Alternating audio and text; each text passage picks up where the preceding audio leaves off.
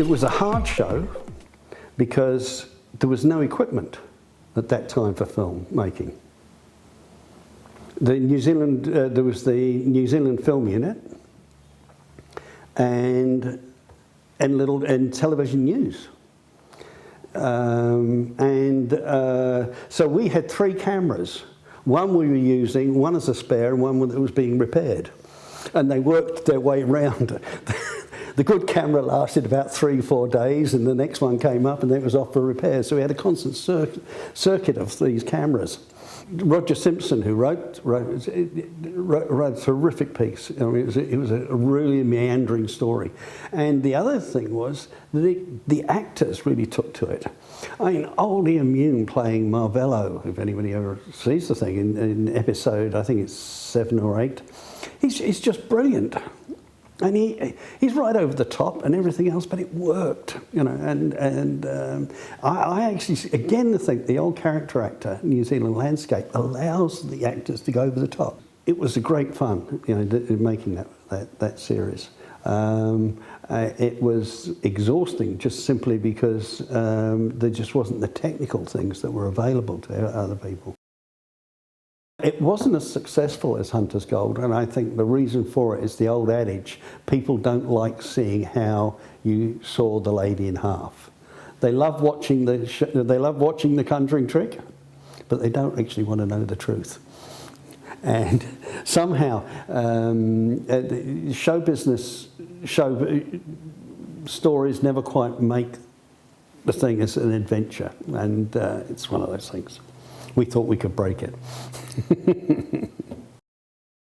Tommy Cooper would lay out the whole trick and say, I'm going to do this, this and this, and then proceed to cock it all up. And then, right at the very end, it all worked. And it amazed him as much as it amazed the audience. And that, I said, is how we're going to do the cooking. And if you notice, that's how we structured it. And they would do it on purpose. You know, they would sort of drop this in there. Oh, you shouldn't do that. Oh, go away. You go. Oh, Peter, stop it. And it was that sort of fun that they had of knowing what they were going to do, pretending to cock it up, and then right at the end, pull the rabbit out the hat. That was the great thing about them. You know, that's what they were really able to do. And also, the other thing is they had an instinctive sense of show business. And where that came from, I haven't a clue. Because when they were ever on their own, they hadn't got it. It was a strange element, you know. I knew them right through to the end, you know, and then it was a terrifyingly sad end, really, for people who had that there. I mean, David was just totally lost with Peter's death, and he just became within himself. It was quite very sad. The biggest problem producing it was getting everything to interlink. Remember, you're doing 24 hours of program in 7 places by the time it finished. The reason that Telethon was a success was it fitted the right time for New Zealand coming together. It was a time when there was no national newspaper. There was really, up until that time, no national television. In those days, it was something that everybody liked and watched. And people would have, there's always something, you know, people who like to have a day, would actually have 24-hour parties, would sit in front of their television watching it, you know, and it was extraordinary. The reason Telethon collapsed, in a way, or stopped, was it was found that the amount of money that you actually got given equaled the amount of cost it was to make.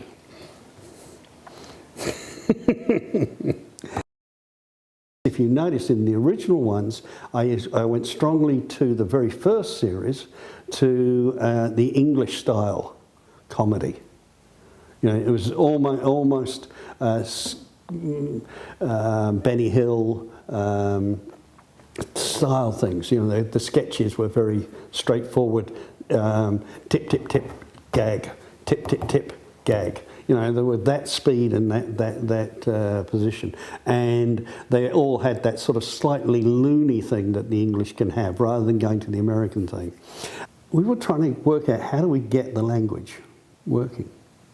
And if you notice, and this was very preconceived, particularly from Don Selwyn, we would bring in little words all the time into Billy's things and make it cool for people to be able to say those words. And that was a really, if you, and people don't put that down much when they watch Billy, you know, because he's funny. But you'll find little words coming out all the time, right the way through, and making the language something that was cool to say. It was of its time. It was a point when country music was, as they kept saying, crossover time, and you had what would be called the country and western becoming mainstream pop.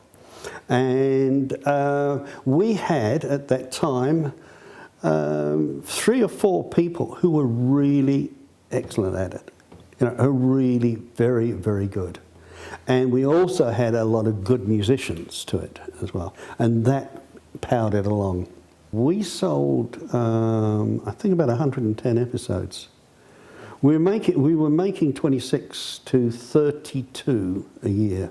What happened was, because the top Americans realised it was a way in which they could get onto TV, so they'd come down, and we had, you know, I think almost the top lot of the A team of country music. We set up bands of programming, because my belief was that if people knew at 7:30 on a Saturday night there'd be a New Zealand variety show, be it Ray Wolf, Radio Times, 12 Bar Rhythm and Shoes, all those sort of things, they'd know that was on and they would tune into it. We'd do 7 episodes of each one and just rotate them round, so that and one of the reasons was 7 was bad enough for what we could write for. And the other thing, because writing was one of the key things, I managed to get a writing teams together. All of those talents we were lucky to have together at that time, and my job was just simply to give them a bit of direction. They did everything else. The concept was with Ted Willis. His thought was that when the girl was with the horse, it was like Superman putting on the cape. What we wanted to do when we went to New Zealand was, obviously, this was a colonial thing, and they had come there to make a new life, and this was so we had that as the underlying thing. They're still selling. I mean, I this year received, we sold it resold all the episodes in France, Germany, Italy, and Canada.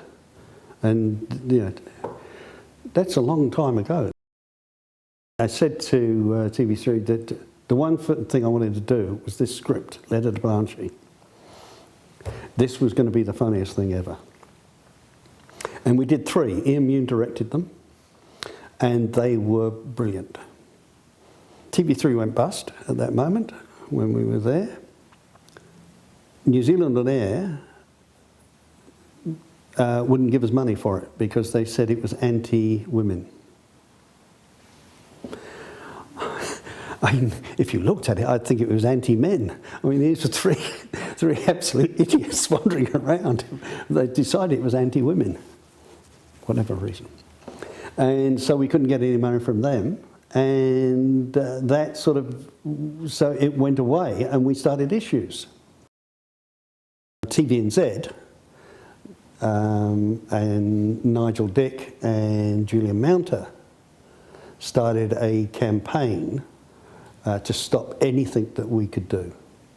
So if we wanted to put a mast up in a hill, they had their full lawyers stopping it. And so everything, we wanted to build that studio. Remember, it's there now. It was an old something factory at that time. And we were just getting it done past the regulations. I think it took us 6 months, lawyers. We were having difficulty with money.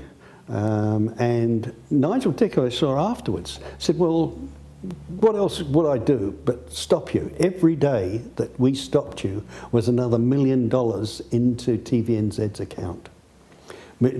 Television New Zealand at that time were making $360 million a year. So it's $1 million a day. And their assumption was TV3 would take a third of that at least. So in his opinion, it was worth every, to keep us away.